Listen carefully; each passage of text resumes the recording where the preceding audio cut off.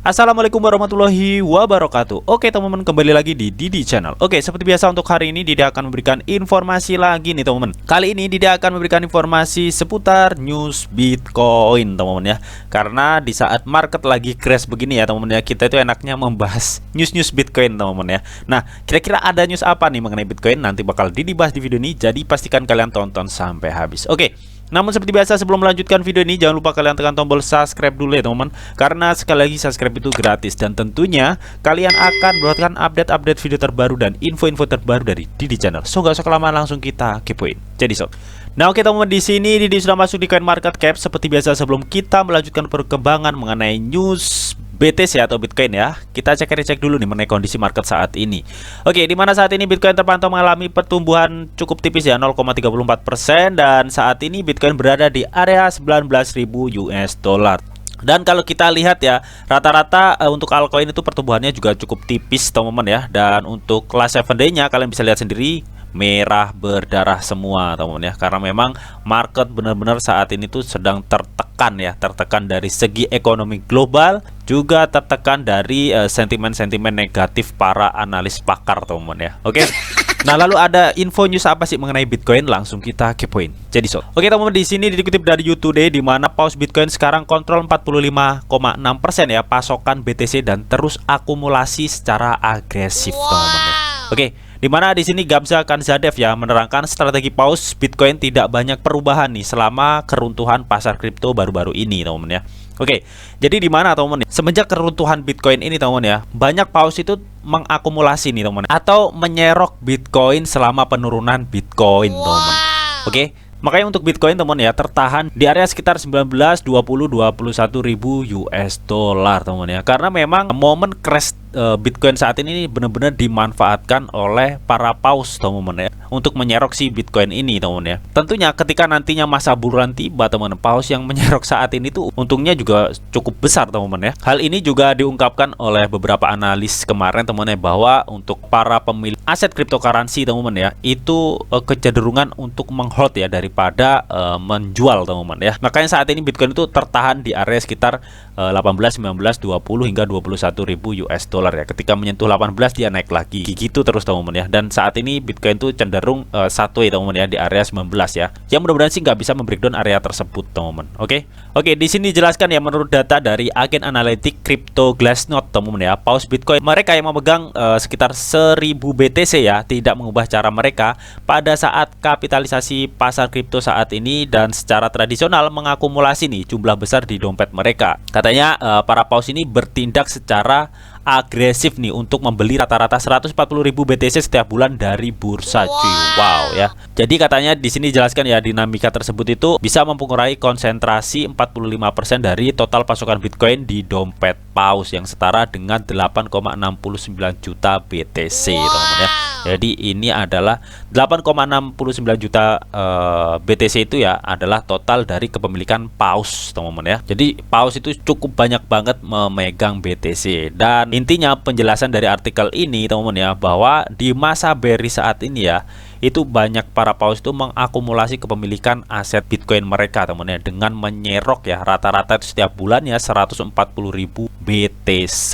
Dan gak hanya investor sekelas paus teman-teman ya, investor sekelas udang juga ya teman-teman di bawah paus ya, itu juga melakukan hal yang sama teman-teman ya, melakukan serok BTC sebanyak mungkin di masa bearish BTC saat ini teman-teman. Pada saat yang sama ya, menurut tweet Glassnode teman-teman ya, paus tidak sendirian dalam membeli Bitcoin secara agresif. Dengan demikian pemegang minoritas dengan dompet kurang dari 1 BTC yang secara lucu disebut sebagai udang teman-teman ya, juga terakumulasi secara intensif dengan kecepatan yang tidak terlihat sejak Maret 2020 ya. Karena statistik investor sekelas udang teman-teman ya membeli rata-rata 36.750 BTC per bulan teman-teman ya, dan saat ini mengendalikan sekitar 1,12 juta BTC atau setara 5,87% dari total pasokan. Jadi nggak hanya paus yang benar-benar menyerok Bitcoin saat masa bearish parah kayak gini teman-teman ya, ini dilakukan juga oleh investor sekelas udang ya, atau investor yang derajatnya itu di bawah paus teman-teman ya. Yang rata-rata ya setiap bulannya itu mereka menserok sekitar 36.700 BTC per bulan teman-teman ya. Atau bisa dibilang ya teman-teman ya, paus kelas udang ini mengendalikan sekitar 1,12 juta BTC ya, atau 5,87% dari total pasokan Bitcoin teman-teman. Namun meskipun begitu teman-teman ya, di sini tuh dijelaskan nih, bagaimanapun tidak semua udang itu terlibat dalam prosesnya, karena di pasar cryptocurrency seperti di lautan teman-teman ya, paus itu bisa memakan udang, dan jika semua udang membeli Bitcoin ya, tidak akan ada yang tersisa untuk dimakan paus teman-teman ya. Intinya itu di dunia cryptocurrency itu kejam teman-teman ya, saling caplok menyaplok lah teman-teman. Dimana ada yang rugi, pasti di situ ada yang untung teman-teman. Oke. Jadi benar-benar di masa bearish ini ya teman-teman ya, untuk para whale itu memanfaatkan momen ini ya untuk menyerok Bitcoin teman-teman ya. Tentunya mereka itu sudah memiliki money management ya teman-teman ya, untuk membuat keputusan untuk membeli Bitcoin saat ini. Oke. Nah, untuk next berita berikutnya dikutip dari newsbitcoin.com, di mana Senator Indira Kempis ya mengusulkan RUU untuk membuat legal tender Bitcoin di Meksiko teman-teman. Oke. Oke, jadi Senator Kongres Meksiko ya, atau bernama Indira Kempis teman-teman ya, dia itu telah membuat usulan nih mengenai RUU yang akan membuat alat pembayaran Bitcoin itu legal di negara Meksiko ya, atau negara tersebut teman-teman ya. Di sini dijelaskan nih, katanya RUU tersebut itu mendasarkan tindakannya pada kesulitan yang dihadapi oleh warga Meksiko ya ketika mencoba atau mengakses produk keuangan dan pendidikan teman-teman. Namun di sini terjegal oleh Bank Sentral Meksiko teman, yang menentang pengenalan Bitcoin ke dalam sistem keuangan negara tersebut teman-teman. Jadi intinya teman ya, di sini tuh Indira Kempis teman ya, atau selaku Senator Kongres Meksiko teman ya, dia itu telah mengusulkan RUU nih, undang-undang ya, untuk membuat Bitcoin itu akan dilegal tenderkan di negara Meksiko, atau lebih tepatnya Bitcoin itu akan bisa dibuat pembayaran di negara Meksiko teman-teman ya. Karena dia itu melihat beberapa fakta nih. Katanya di Meksiko ini adalah salah satu negara di benua ya teman-teman ya, dengan inklusi keuangan dan pendidikan yang lebih rendah teman. Dan menurut proposal ya, sekitar 56% penduduk Meksiko itu masih kekurangan akses ke rekening bank, yang berarti bahwa lebih dari 67 juta orang masih tidak memiliki akses instrumen keuangan paling dasar teman-teman ya.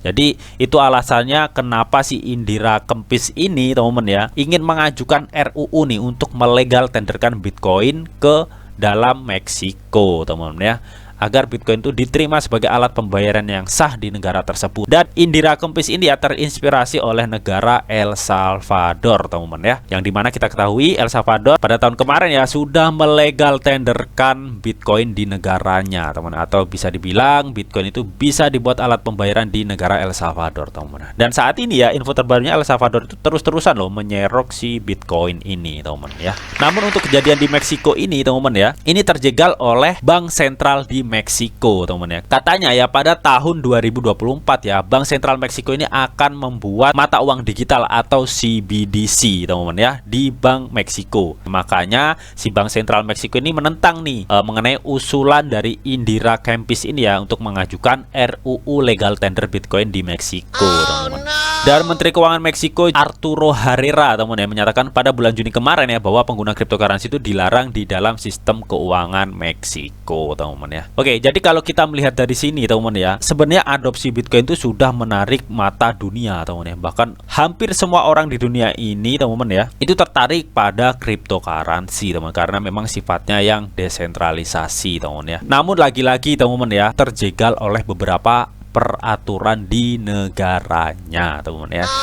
Ya memang negara itu juga nggak mau ambil resiko ya, karena memang cryptocurrency itu kelemahannya satu ya, harganya yang cukup fluktuatif teman-teman ya, naiknya cepat, turunnya juga cepat teman. Nah, namun Didi tetap yakin teman ya, kedepannya cryptocurrency itu juga akan semakin diadopsi global. Mungkin saat ini masih negara El Salvador teman-teman, melihat dari perkembangan Bitcoin saat ini yang banyak diterima sebagai pembayaran ini, pembayaran itu ya, bahkan diadopsi oleh sebuah negara seperti El Salvador. Gak menutup kemungkinan setelah halving nanti ya, bisa saja ada lagi negara yang yang melegal tenderkan si Bitcoin ini teman-teman ya. Namun ya intinya itu tadi teman-teman ya, masalah kuatnya itu ya terjegal oleh peraturan di negara tersebut ya, seperti yang dialami oleh Meksiko ini teman-teman ya, dan banyak negara lainnya untuk saat ini. Oke, untuk selanjutnya dikutip dari bitcoin.com, di mana katanya Bitcoin yang tertidur bangun, Kiyosaki menunggu 1.100 US dollar BTC teman-teman katanya. Jadi memang sudah disebutkan dari kemarin ya teman-teman ya, Robert Kiyosaki atau penulis buku terlaris Rich Dad Poor Dad ini teman-teman ya, dia itu skeptis banget terhadap Bitcoin. Bahkan di prediksi sebelumnya ya,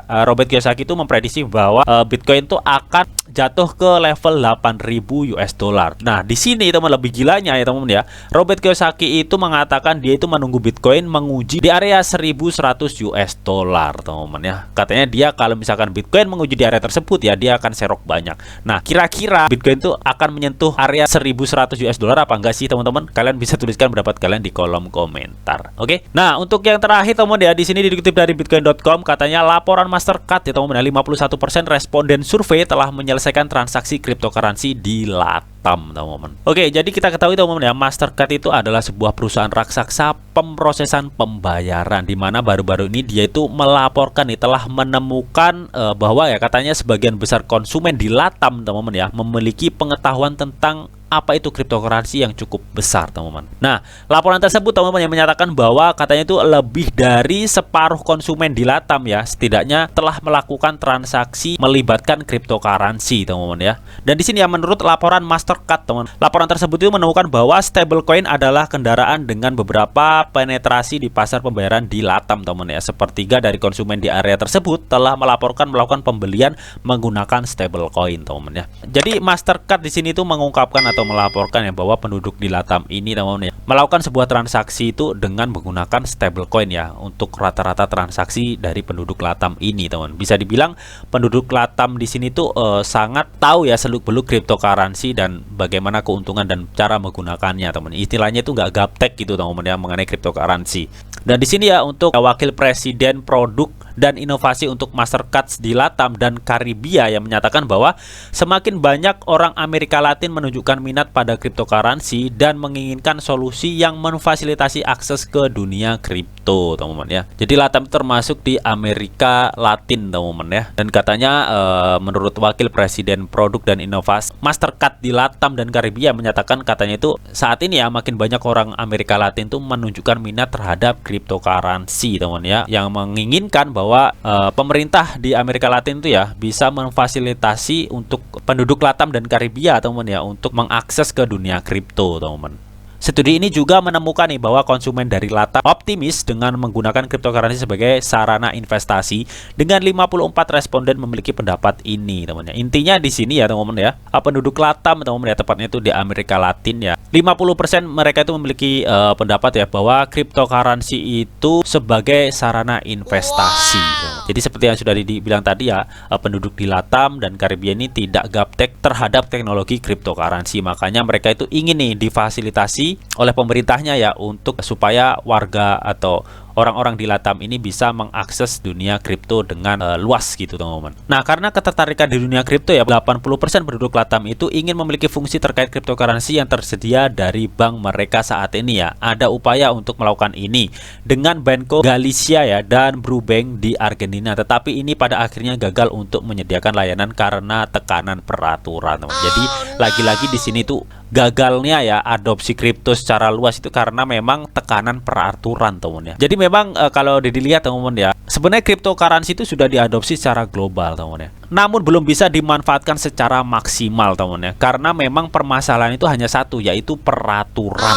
Makanya di sini ya cryptocurrency itu membuat sistem desentralisasi teman-teman ya. Karena memang sebuah peraturan seperti ini ya terkadang itu bisa mempersulit terciptanya inovasi teman ya. Kalau Didi membahas seperti ini ya, Didi itu teringat kata-kata Charles yang diundang di Kongres Amerika kemarin teman-teman ya. Dimana di sini ya Charles Hoskinson itu mengatakan ya kepada regulasi atau pemerintah AS itu bahwa katanya jangan fokus ke peraturannya, namun fokus kepada prinsip-prinsipnya, yaitu seperti salah satunya itu melindungi hak-hak konsumen, menyediakan layanannya teman-teman ya, bukan malah membuat peraturan yang mempersempit sebuah perkembangan inovasi teman-teman ya. Jadi itu intinya menurut Charles Hutchinson kemarin, teman-teman. Untuk lebih detailnya kalian bisa tonton video Didi sebelumnya yang membahas Kongres AS kemarin ya, teman-teman. Jadi intinya teman-teman ya, di sini tuh melihat survei yang dilakukan oleh Mastercard, teman-teman ya, bahwa negara seperti Latam ya banyak sekali yang tertarik di dunia cryptocurrency, bahkan di setiap transaksinya itu melibatkan cryptocurrency, yaitu stablecoin ya teman-teman ya, atau USDT atau USDC lah teman-teman. Oke, di sini aja bisa kita lihat teman-teman ya, bahwa cryptocurrency itu sudah diadopsi global, namun masih tertekan dengan peraturan ya untuk perkembangan inovasi dari cryptocurrency tersebut, teman. Jadi manfaat dari cryptocurrency itu kurang maksimal lah, bisa dibilang begitu teman-teman. Oke, jadi itu tadi teman-teman ya mengenai updatean dan news seputar Bitcoin, teman. Lalu bagaimana nih menurut kalian mengenai ini semua? Dari mulai paus yang terus-terusan menyerok Bitcoin di masa bearish saat ini, teman-teman ya. Dan tadi juga ada senator dari Meksiko yang mengusulkan RUU untuk membuat legal tender di Meksiko yang terjegal oleh bank sentral yang karena mereka ingin membuat CBDC, teman-teman ya. Dan katanya tadi ada juga Robert Kiyosaki ya teman-teman ya, yang menunggu Bitcoin menguji di area 1.100 US dollar ya. Katanya kalau 1.100 US dollar dia akan menyerok sebanyak mungkin lah. Dan yang terakhir laporan dari Mastercard yang dimana 51% responden survei ya dari Latam yang menunjukkan ketertarikan atau minat cryptocurrency yang cukup besar, teman-teman ya, di negaranya ya. Oke, lalu bagaimana nih menurut kalian mengenai hal ini, teman-teman ya? Apakah di kondisi market saat ini kalian tetap bullish untuk Bitcoin? Kalian bisa tuliskan pendapat kalian di kolom komentar. Oke, namun tetap di sini tuh ada disclaimer on bahwa untuk trading dan investasi di dunia cryptocurrency itu sifatnya sangat berbahaya atau sangat-sangat beresiko tinggi, teman-teman. Jadi bijaklah kalian dalam mengelola atau memanajemen keuangan kalian. Semua keputusan yang kalian ambil adalah tanggung jawab kalian masing-masing. Di sini Didi hanya memberikan informasi yang Didi tahu untuk kalian semua. Oke, mungkin itu aja yang bisa Didi sampaikan di video ini. Semoga bisa bermanfaat. Jika kalian suka video ini, jangan lupa kalian klik like, share, komen, dan di subscribe, teman-teman. Karena sekali lagi subscribe itu gratis dan tentunya kalian akan mendapatkan update-update video terbaru dan info-info terbaru dari Didi Channel. Oke, sampai jumpa.